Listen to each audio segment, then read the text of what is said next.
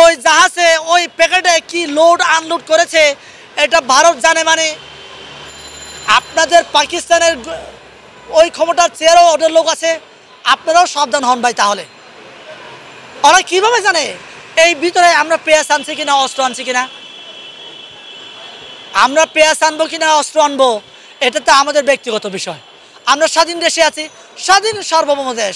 আমাদের পুলিশের জন্য অস্ত্র লাগে, বিডিআরের জন্য অস্ত্র লাগে, আমাদের প্রশাসনের জন্য, আমাদের দেশ রক্ষাতে অস্ত্র লাগে, লাগে না? আমরা আনবো।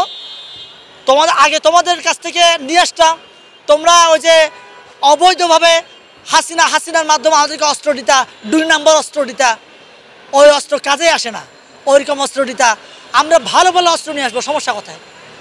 আমরা প্রয়োজনে পারমাণবিক বোমা তৈরি করার জন্য যে সরঞ্জাম লাগে প্রয়োজনে আমরা আনবো।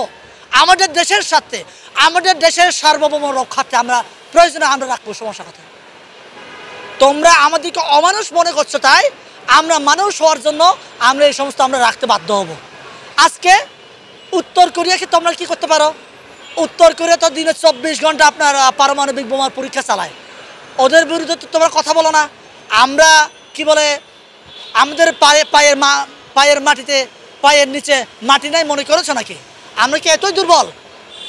এই জন্য আমি বলেছিলাম প্রয়োজনে আমরা সেই 71-এ ফিরে যাব, পাকিস্তানের সাথে আবার যুক্ত হয়ে যাব। তারপরও ভারতের সাথে আমরা সম্পর্ক রাখতে চাই না। ভারতের আর পা আমরা চাটতে চাই না। ভারতের পা চাটতে গেলে পা চাটি বিদায় আজকে আমাদেরকে গণ উদ্ভূতান করা লাগে।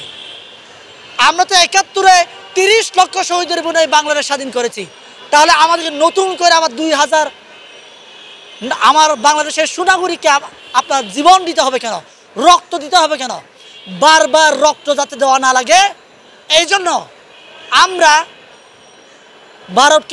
ভারতের আগ্রাসন থেকে বাংলাদেশকে উদ্ধার করব।